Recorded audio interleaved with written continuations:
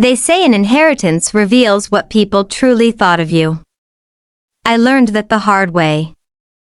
The day my grandfather's will was read, my family sat in velvet chairs, grinning like wolves waiting for a feast.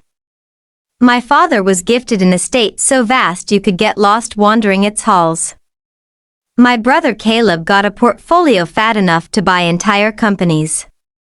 My aunts walked out with yachts, acres of land, vacation homes sprinkled across the map. And then, it was my turn. The lawyer slid a single rusted key across the polished table. It scraped like an insult. Dad smirked, leaning back in his chair. A garage. Fitting for someone like you, Mara. Caleb laughed so hard he had to wipe his eyes. Their laughter drilled into me, louder than the ticking clock on the wall. I wanted to vanish, but the key cut into my palm, sharp and unyielding. That night, I couldn't sleep.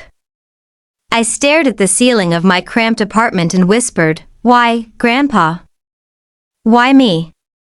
By midnight, I was behind the wheel of my battered car, heading toward the West Side Industrial District. The streets were dead quiet, lit only by flickering lamps that buzzed like dying insects. The building I found looked abandoned, its walls cracked, the paint peeled to nothing. Above the heavy iron door was a single word, half faded but still legible, Rains. My family name. My breath caught. This wasn't random. He meant for me to find this. The lock resisted at first, but when the key finally turned, the metallic snap echoed like a gunshot in the still night. The door creaked open, exhaling dust and stale air that smelled of oil and rust. I raised my phone's flashlight and stepped inside. Shadows clung to every corner. Broken crates littered the floor. Tools lay corroded, forgotten. So this was it? My inheritance? A graveyard for scrap, but then my light landed on something strange, a smaller metal door at the far wall, half hidden behind a stack of rotting boxes. My pulse quickened as I shoved the debris aside. Bolted to the door was a brass plaque. The engraving nearly stopped my heart. My birthday. I pressed a trembling hand over my mouth. He hadn't left me junk. He'd left me a secret. The lock was an old dial. My fingers shook as I turned it, month, day, year. The final click rang out louder than thunder. The bolt slid free, and the door creaked open, revealing a narrow staircase plunging into darkness. Cold air rushed up to meet me, damp and metallic. I should have turned back. Every instinct screamed at me to run. But his voice echoed in my mind, steady and certain, "Don't fear failure, Mara. Fear never taking the first step." So I descended. The door clanged shut behind me, sealing me in the dark. My flashlight flickered across concrete walls until finally, the stairs ended in a cavernous basement. When the light swept forward, I gasped so hard I nearly dropped it. Stacked on iron shelves from floor to ceiling were bars, gold bars. Dozens. Hundreds. Their dull yellow gleam filled the room like firelight. My knees buckled. I staggered forward and reached for one. It was heavier than I imagined, its cold weight pulling at my arm. I whispered, this can't be real." But it was. I was surrounded by a fortune that could silence every cruel laugh, every smirk, every whisper that I was nothing, and then I saw it. At the center of the room stood a small iron table, and on it, a single envelope sealed with red wax. My name was written across the front in Grandpa's shaky handwriting. I tore it open with trembling hands. "Mara, if you are reading this, then you have found the vault. What you see here is not yours to keep. It is a responsibility. These bars belong to others, to people whose lives depend on them. 5 addresses are listed on the shelves.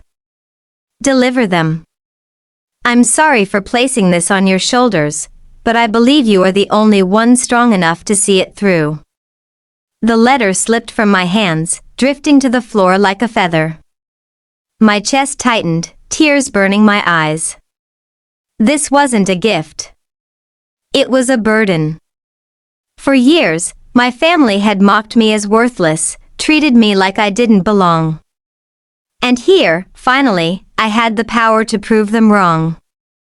Mansions, respect, freedom, it was all within reach. But Grandpa was asking me to give it away. I sank to the cold concrete, clutching my head. Why me? I whispered into the silence. Do you have any idea what it's like to be laughed at? To be treated like trash by your own family? You had everything, and you leave me this? A choice? The vault offered no reply. Only his words haunted me. I believe in you. My eyes darted back to the shelves. My hands shook as I picked up another bar, hugging it to my chest. Images flooded my mind, me walking into Caleb's office, watching his smirk crumble as I tossed down enough money to buy everything he'd ever owned. Me handing Dad the deed to a mansion bigger than the one he inherited, forcing him to choke on his contempt. I could finally be someone. I could finally matter, but then I saw Grandpa's face, the way he used to look at me when I was little. His voice echoed again, wealth isn't measured by what you keep, Mara, but by what you give away. The bar slipped from my hands, clanging against the floor. The sound reverberated through the vault like a verdict. I pressed my back against the wall, tears streaking my face.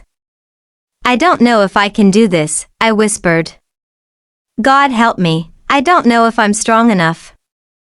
Minutes, or maybe hours, passed before I stood again, shaky but resolute. The list of addresses inside the envelope felt heavier than the gold itself. 5 places. 5 choices. I packed one crate into the back of a borrowed truck. As I gripped the steering wheel, my heart pounded so loud it drowned out the city's noise. Every glance in the rearview mirror, I expected flashing lights, shadows following me, and yet, beneath the fear, beneath the temptation, something flickered, something I hadn't felt in years. Hoped, I whispered into the darkness of the road ahead, you believed in me, Grandpa. I just pray you were right.